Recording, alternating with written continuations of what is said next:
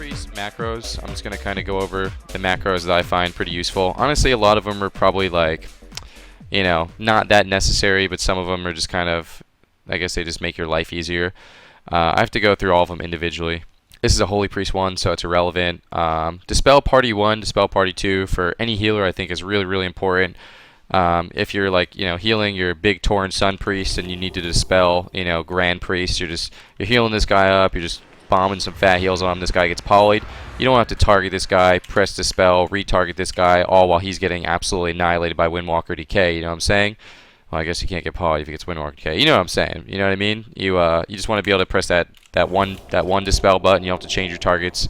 Definitely makes life really easy. I have one for Party 1. I have one for Party 2. I have one for myself. So I never have to change target for whoever I want to dispel. I think that makes everything pretty easy. That's a holy macro. What this is, if anyone played Disc Priest like back in the day, dispel offensively and dispel defensively used to be on the same button. So if you targeted a friendly player and you pressed a spell, it took off debuffs, and if you targeted an enemy player, it took off their party buffs or whatever. So basically what this macro does is it makes it so it changes based off what you're targeting, I guess. Like, yeah, see how it turns into a question mark? So on a friendly, it turns into a dispel, and on an enemy, it turns into the other one. Pretty handy macro, in my opinion. Just allows you to save a keybind. Focus Dispel Magic, I think, is pretty important. Purge off things like Arcane Power, Icy Veins, Innervate, stuff like that. Pretty juicy. This macro is basically irrelevant. This macro is irrelevant. This is just like a show tooltip thing. So you see I have two Raptures. One of them is actually just Arena 2 Mind Control with the same thing. I don't really care about seeing Mind Control, just to make the UI look a little bit cleaner. Greater Phase relevant, Inner Focus relevant. Those are just holy macros. Focus Mind Control is actually something that I found pretty handy this expansion. I kind of like it. If you have a keybind for it, you could definitely give it a try, but you know, there's some situations where I didn't feel like targeting someone, casting Mind Control, and then maybe targeting someone else. So I like that macro quite a bit. This macro, in my opinion, is an insane macro. You definitely want to use it. If you're not using this macro, you are, you know, you're not up to date with the game. So basically, if you're a priest and you're dropping feathers on yourself like this, where you're always keeping your mouse like at the feet of your character, no bueno, dude. You just press this macro right here, and it automatically places the feather on you. Allows you to, you know, have your mouse as free as the wind blows. You could be over here, just target this person. You want to kill some totems over there, and you want to feather up. It's way faster this way. It's literally just a keybind, instantly drop the feather on yourself. You can only use it on yourself though. You can't use it on players. So I actually still have two binds for feathers. Like if I want to, you know, feather Void Priest over here, you go ahead and drop that on him. Definitely a really, really sick macro. We already talked about this one. I gotta kind of find all my macros individually here. Clarity Will, Shadow Covenant. This macro is pretty useless because the other ones aren't very good. I thought for a while maybe you would start using Shadow Covenant, but basically, if you were to change spec, like Shadow Covenant automatically goes on your bar, but you don't really ever change spec out of that. This macro is irrelevant. Right here, this is actually kind of important. Don't mind the fact that it looks like old school Shadow or Death. This is just a premonition macro. What this does is it cancels Atonement, it cancels Share in the Light, and the importance behind that macro when you use premonition is sometimes when you use premonition and then you cast Shadowman on yourself, it puts the Shadowman dot on you. In which case, if someone tries to poly you, the poly will just be automatically broken. Like all CC could just break traps. Don't think it works on blind, but you know what I'm saying. Like it'll work on any type of CC except blind, where if you use premonition, you take some damage. I don't actually know if I could take damage here, but yeah, if you use premonition, you take some damage, and then you get that Shadowman dot. You don't want the Shadowman dot to get absorbed by Share in the Light. You don't want the Shadowman dot to get absorbed by Atonement, and most likely you shouldn't have a shield up. But yeah, maybe I should have a cancel our shield in here too, but I haven't really seen that be a problem. But yeah, so the biggest one I think is Atonement, because Atonement will actually heal you to full HP, and if you get healed, it'll remove that. It'll remove the Shadowman dot. So that one's actually a pretty important one for Shadow or Death. You just press it, it automatically removes it, as you guys can see. But yeah. This is actually a really, really helpful macro that I found. Like one of the biggest problems I had with Disc Priest was kind of balancing being able to do damage for healing, because the biggest thing for me is it felt really uncomfortable. Like your Void Priest is dying, you got to heal him a whole bunch, and then you got to target this guy, and then you got to do damage to him. Then you got to target this guy again. You got to start healing him. So I got these macros to where it just works on your target's target. So for example, I don't think anyone's in here, but if someone was targeting on the Bound Void Wraith and you were targeted on it, and then you press the Shadow Word Pain, well, I guess this one is Purge the Wicked, but if you were to press this, it would immediately go to their target. So it's actually really helpful in terms of like how many times you have to swap your target. So it's actually a really, really sweet macro. So I would definitely recommend using that.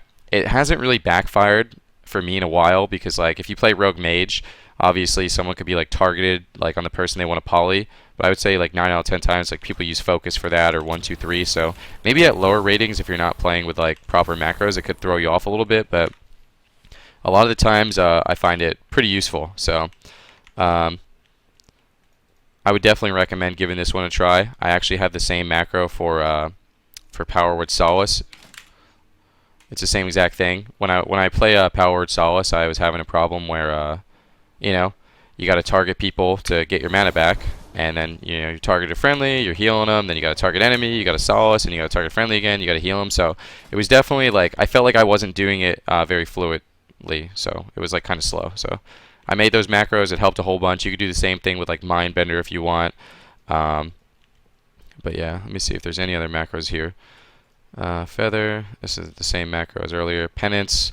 I have a target player penance macro. I would say that's not really necessary. It's kind of one of those things where I just got used to it over the years. It is kind of nice sometimes where I think the reason I have it is because if you're targeted on an enemy, you can't use penance on yourself. Like you would have to target yourself. So I just have a bind for that. It was the same thing with Holy Shock. That's kind of where I got the idea from. Like on Pally a long time ago, if you were targeted on an enemy and you press Holy Shock, you would Holy Shock them, and then you would waste your healing, and then you would pretty feels bad, man. So you get kind of screwed in that regard. So I also have Shield 1, 2, 3. This is something I've used all the way through Wrath of the Lich King. I wouldn't really say it's like necessarily really important, but it is something that I like, so I would kind of recommend it still. And then this is a pretty simple macro. Basically, no downtime if you're playing against something like Rogue Mage and they try and kidney you, and at the very last second you want to use Every Man for Himself and then cast Premonition. Really, really useful macro.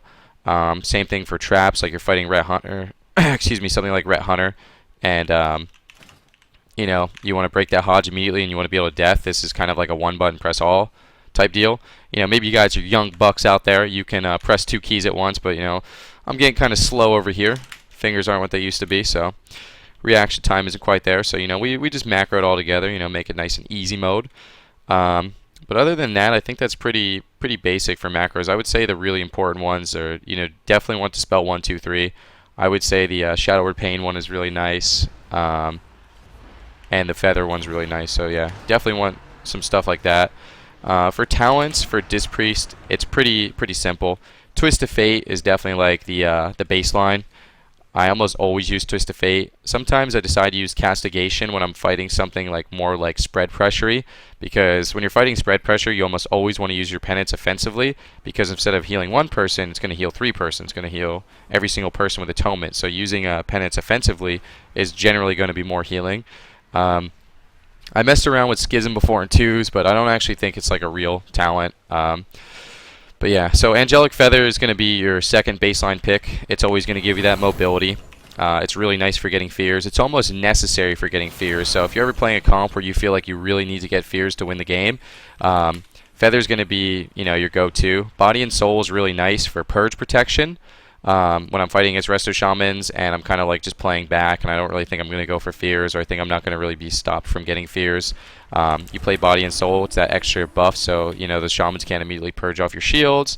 If you're playing against like Shadow Priest Shaman, they have even more purges. So yeah, it's also really nice for the sprint for your teammates too. But one thing that I notice is like, if you're playing Body and Soul and you're noticing that you're having trouble getting fears when they're training your teammates, obviously you need to shield the teammates who are dying, which means you're not going to have a shield for yourself, which means it's going to be kind of you're going to be like a lot slowed down. Like you're not ever going to have that movement speed. So if it comes to like, oh man, I really need to shield my mage, he's dying here, but I really got to go get this fear, so I'm just going to shield myself, and then you get the fear, then your mage has to block because you didn't get the shield. So sometimes it kind of backfires. It's one of those things that if you really feel like you're just getting purged out, it's pretty good.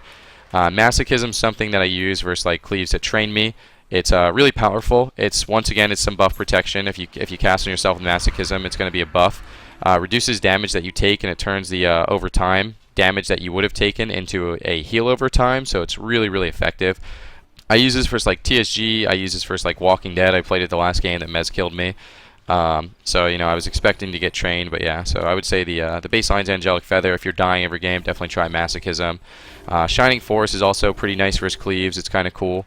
But I would say Psychic Voice is your baseline here, just 30-second fear cooldown. Even sometimes versus cleave, like, you know, 30-second fear is so powerful. Honestly, maybe it was even better that last game. I played Shining Force, but whatever, on that last game at Regionals, but yeah. So 30-second fear is going to be baseline. If you want to get cheeky on like maps like Blade's Edge where you're getting cleave down, I would say give Shining Force a try. Probably going to be better versus cleaves. This is your mana talent row. Mindbender is definitely the baseline. It's pretty good for mana overall. It's pretty good for damage, pretty good for mana. It's also pretty good for healing. You just kind of throw it out on CD. You want to get the mana back. It does a little bit of healing based off like who you have Atonement on. So it's pretty nice in that regard. One thing that I do notice myself switching to every once in a while is Solace against teams that I really feel like I'm struggling with mana. Because if you're Solacing on cooldown, you're going to get more mana than the Mindbender.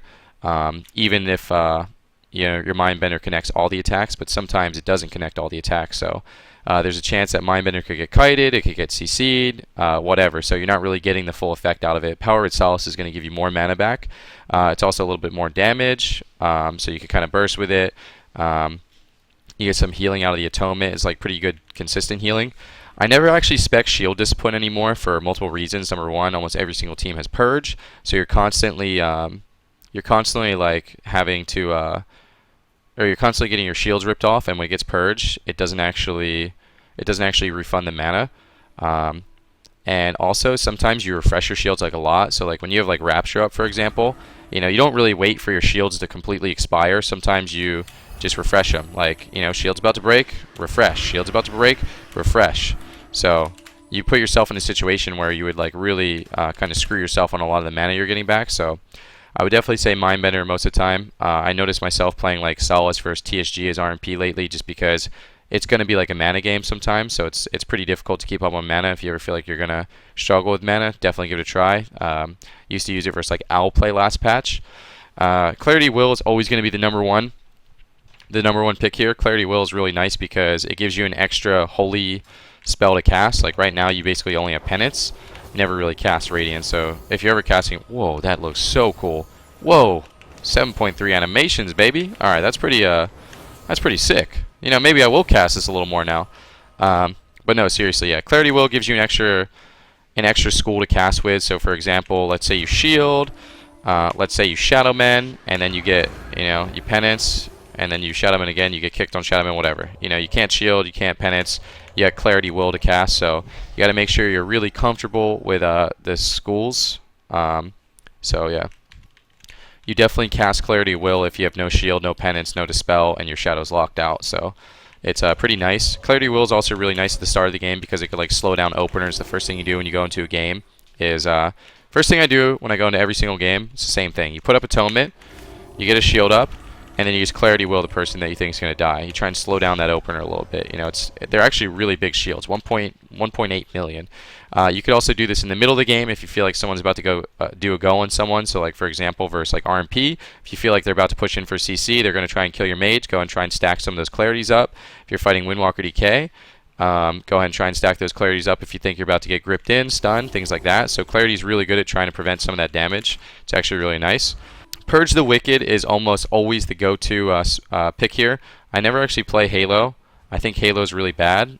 Divine Star, I don't think does enough healing or damage to warrant anything. So it's like, I don't know. I've only played Divine Star one time, and it's just because I was fighting a Holy Priest, and when I put Purge the Wicked on someone and I penance them offensively, the Shadow Word Pain would spread, so like the Holy Priest palm was bouncing around. But other than that, I've never spec'd out a Purge the Wicked.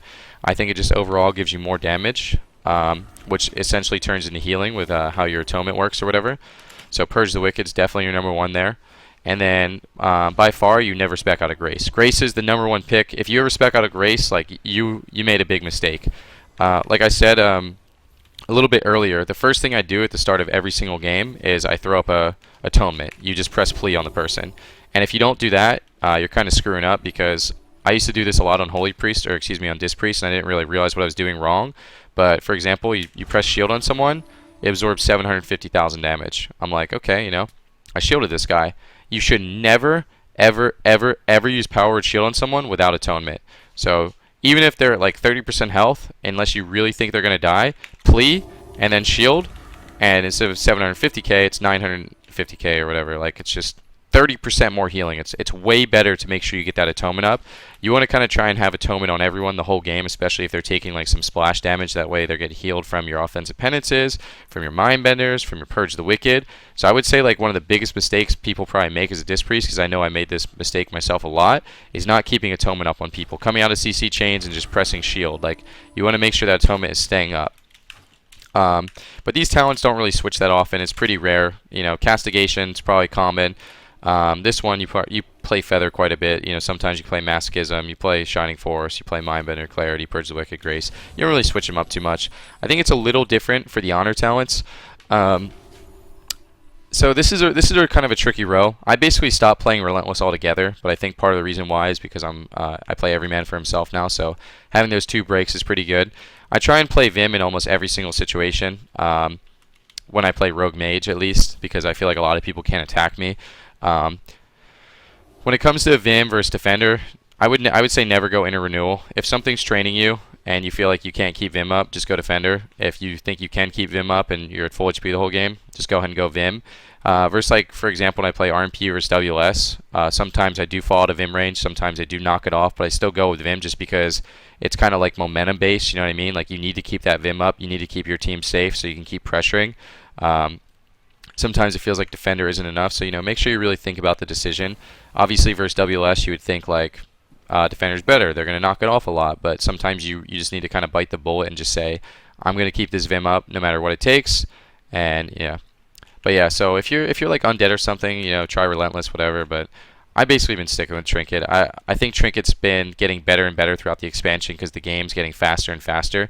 I think like at the start of the expansion, Relentless was so good because you could sit 20 seconds of CC and no one would die, but now it feels like if you sit like a couple seconds of CC, it doesn't matter if Relentless is there or not, it still feels like you could lose the game. So Purified Resolve is really nice against anything that you're just kind of like dispelling casually. Just throw out that dispel, put up the 5% heal. I'm trying to think, like, for example, versus Warlocks, you could play Purified Resolve, dispel dots, get the 5% shield.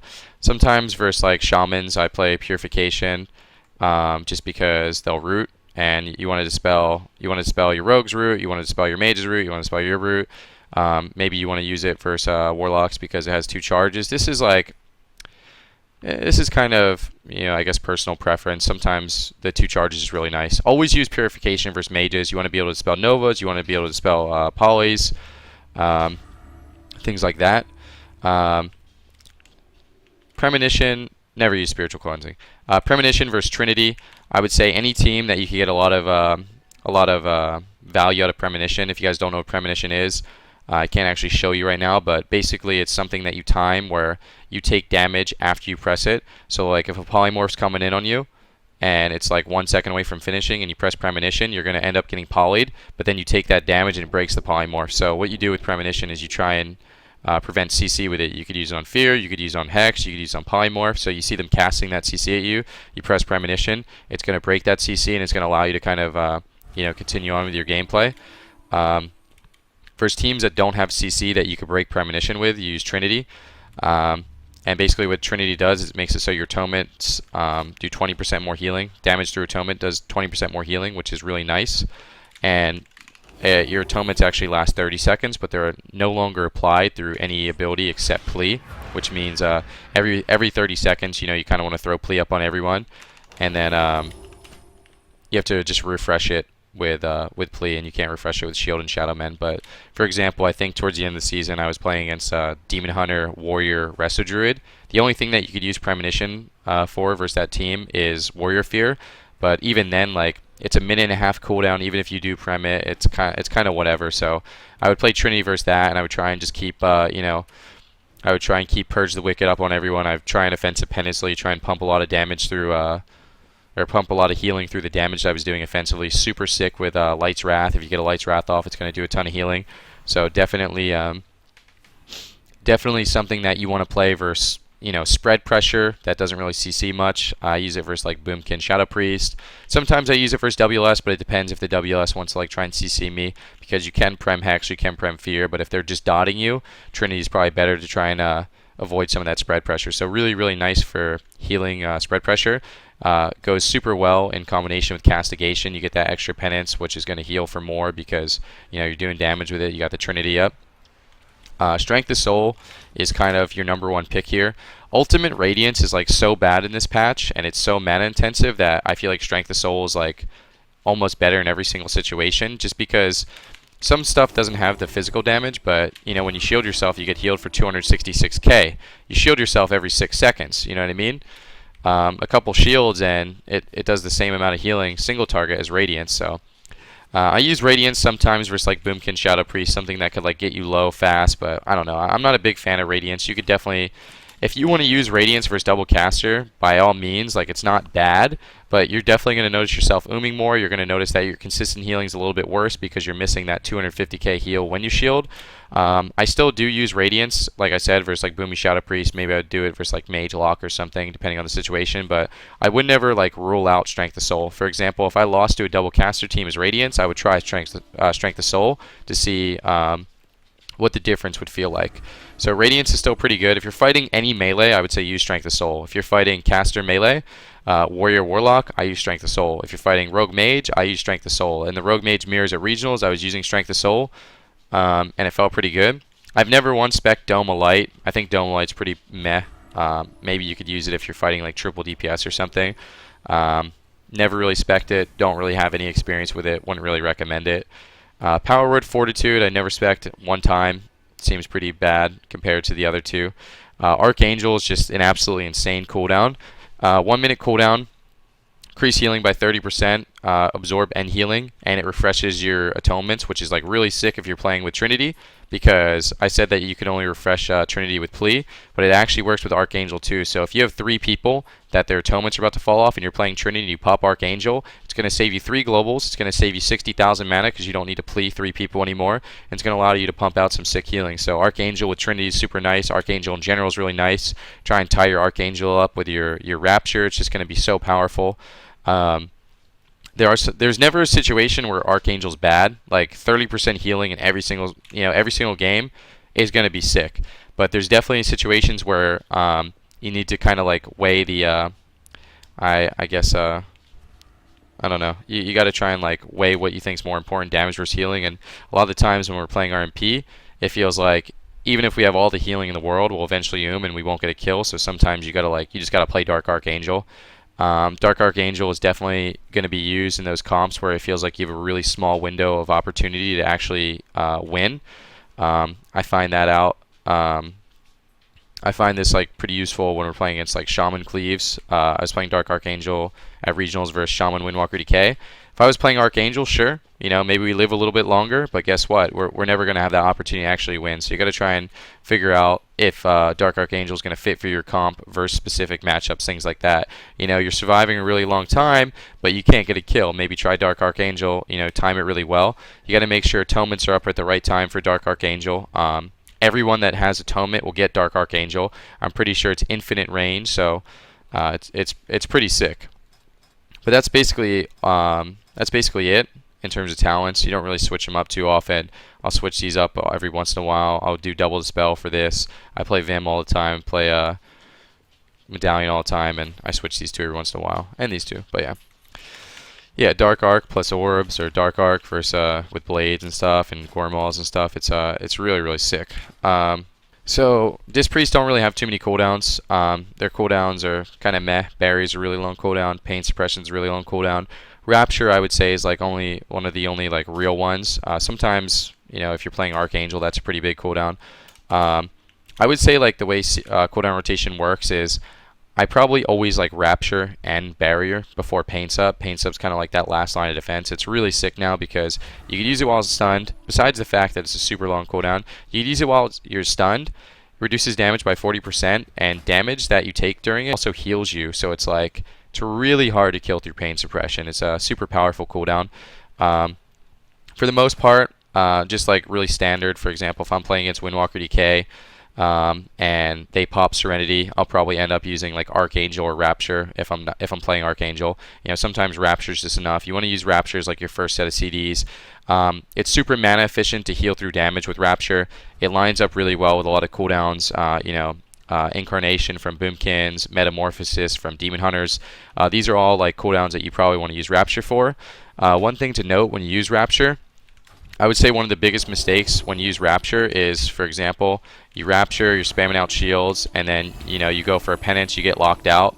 Well, now you can't shield anymore. You just got kicked. You exposed your Rapture, so you waste a couple seconds of Rapture. A huge mistake with Rapture up is casting Clarity Will, because then you're just kind of an idiot. I used to do that all the time. So I would say for the most part, when you have Rapture up, do not cast holy spells. Make sure you don't give the enemy team the opportunity to lock you out with Rapture up, because then you're just kind of wasting your own cooldown. And yeah, I would definitely say, like, with Rapture up, I would try and say Shadowmen a lot. So like, for example, you just pop Rapture, you shield yourself, go for a Shadowmen. If they kick you on Shadowmen, you don't care, because you're just going to shield again. You know what I mean? If they don't kick you on Shadowmen, you're getting some healing while that shield is up. Rapture with Strength of Soul is also really, really powerful, because every time you use that shield, you're healing for hundreds of thousands, which is actually going to allow you kind of top people just from using the shield. So Rapture, you want to probably always tie Rapture in with Archangel if possible, if you're playing the two. And then normally after that, you try and use Barrier. Barrier is kind of tricky to use. It's really easy to use on yourself, in my opinion, because you always know where you're going to be standing. But if you're playing with like a mage or someone that's like really mobile, sometimes it's kind of difficult for you to judge where they're going to be. So try and use Rapture. Like if someone's stunned, I would say it makes it a little bit easier. Power Word Barrier is super, super effective if you're fighting against sub rogues or you're using Smoke Bomb. Just throw that Power Word Barrier on top of the Smoke Bomb, and most of the time they shouldn't be able to get a kill. And then Pain Suppression, once again, it's kind of like the last line of defense. You got nothing left there. The team's going to do a ton of damage. You see someone in stun. You see cooldowns that you can't really react to. It's Serenity. Go ahead and pop that Pain Suppression. But in terms of like cooldown rotation, there's not really too much. I would say Priests are pretty basic in that regard. Healing rotation is pretty simple. One thing that you want to make sure you're doing is keeping Atonement up on everyone. Whether you have to do that through Plea, whether you feel like you have to Shadowman someone to get it up, you want to make sure that you have Atonement up on everyone. Just because in World of Warcraft, like, there's a lot of splash damage, so there's people that are going to be taking damage like inadvertently, like on accident, basically. So you want to make sure that they're just getting healed up by Purge of the Wicked, by the offensive penances.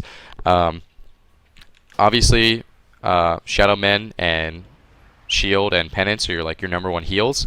I would say most of the time, like, as long as it's not heavy single target, you want to use your Penance offensively, because it's going to heal for more. Instead of just healing one person for, what was that, 250k 3 or 4 times, so like 750k to 1 million, you're going to heal multiple people for, the ticks of Penance. So and it ends up being more healing if it's on more than like 2 people, I guess. So yeah, just want to make sure you're using Shield on cooldown. And it sounds really silly, but Shield on cooldown. I think if you're playing Disc Priest in another expansion, you're kind of used to like Weakened Soul, so maybe you're like spreading your shields out too much, or you're not using them as often as you can. But literally 6-second cooldown, you want to press it every single 6 seconds. You want to use Penance every single 10 seconds. You just got to make sure that you're using those two as often as you can. It's really good to like weave some Dispels in there if you're playing Purified Resolve as part of the healing rotation.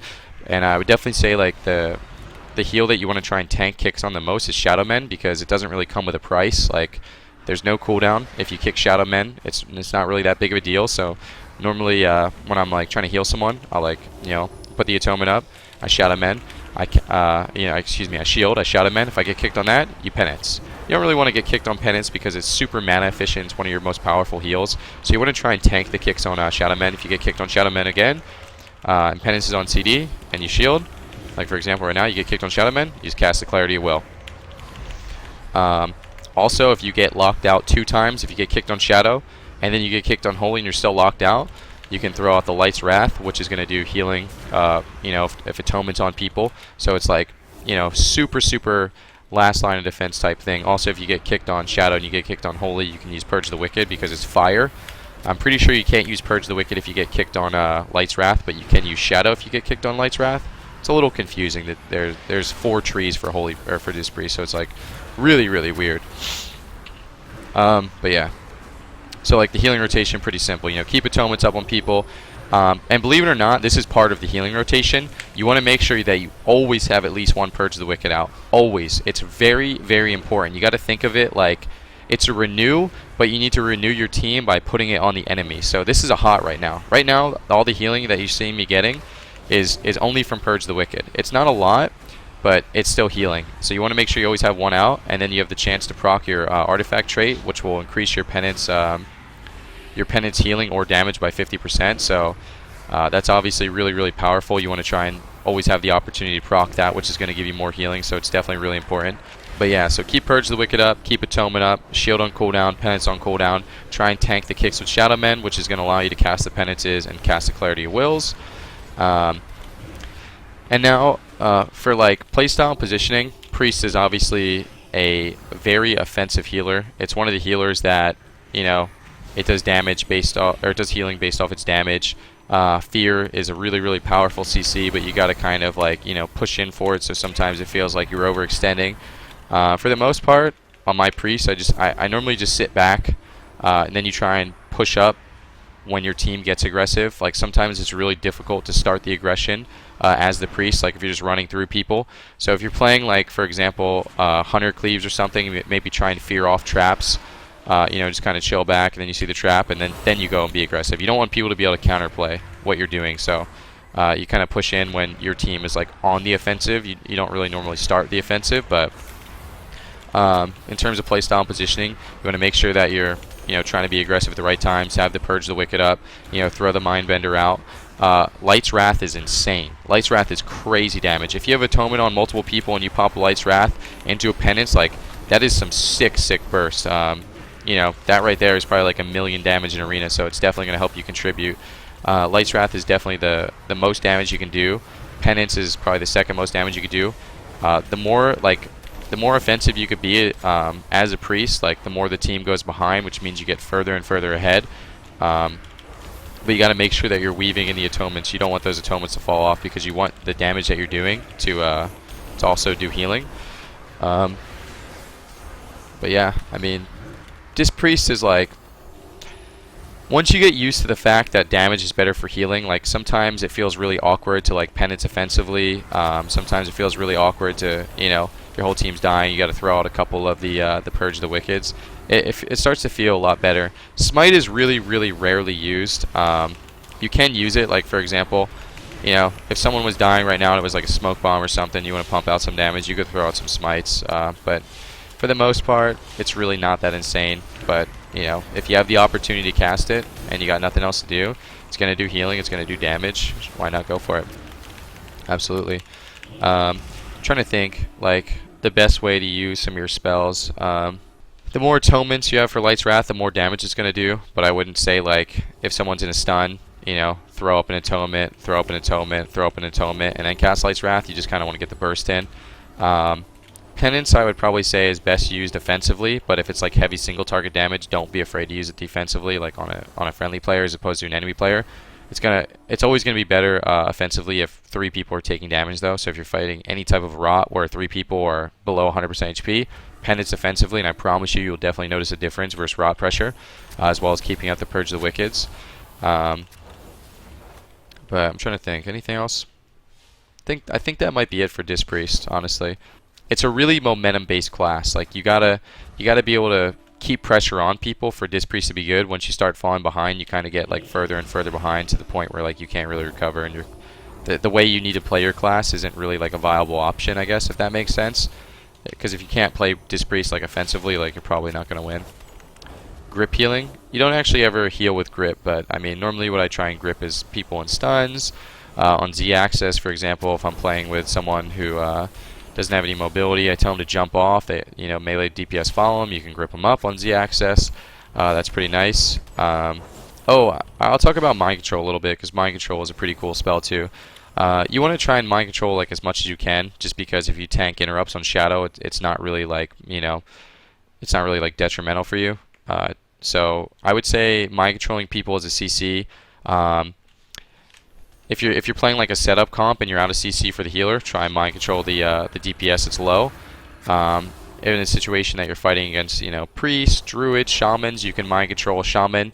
Like, let's say this guy's dying right here. You know, this shaman over here is coming out of a sheep or a polymorph. We cast a mind control on this guy. The shaman's spamming Earth Shield. He Earth Shields himself. Now this guy doesn't have Earth Shield for 6 seconds. You get a little more pressure. Druid's coming out of the polymorph, trap, kidney shot, whatever. Mind control. You know, he's spamming Iron Bark. He Iron Barks himself. You could mind control when healers are spamming CDs out of CC. You can get life cocoons. You can get Iron Barks. You can get Earth Shields. You can get pain suppressions. There's so much sick stuff that you can like. You could get healers to kind of screw up with. You know, paladins could be spamming bop. They end up bopping themselves. So I would say mind controlling like DPS that are low when you're out of CC for healers is super, super important. Some situations, let's say you're playing rogue mage and the fight's kind of over here. This guy's in a poly. Let's say he's in a trap. You know, instead of going for fear immediately on this person, you know he's in the CC. No one's able to stop you. Everyone's too far. Go and cast the mind control. You know, if he has trinket available, you can immediately fear his trinket. You could also put him in a further position away instead of like fearing him. Maybe he goes into the middle of the map and, you know, I mean, he's kind of close to his DPS. You can kind of like run him away a little bit further from the fight. Mass Dispel. Mass Dispel is actually really good against, I would say, Shadow Priest. If there's 3 sets of dot out on Shadow Priest and you run behind a pillar, I would definitely recommend trying to Mass Dispel off like Shadow Priest dots for sure. You can Mass Dispel Cyclones, which is really, really nice. That's new this expansion, I'm pretty sure. Maybe last expansion, but you needed a glyph. You can Mass Dispel Ice Blocks. You can Mass Dispel Bubbles. You can Mass Dispel, you know, Blessing and Protections. You could use Mass Dispel to stop drinks. So Mass Dispel is definitely pretty important for that priest kit.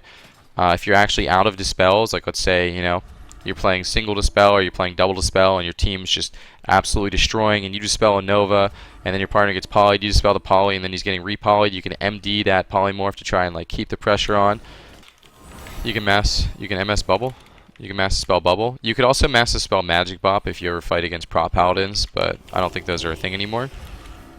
Or Shadow Priest, the most aggressive caster? I'm not sure. But yeah. Alright, I think that's it for Shadow Priest. If you got, or excuse me, for Disc Priest. Any other questions that you guys have, feel free to ask.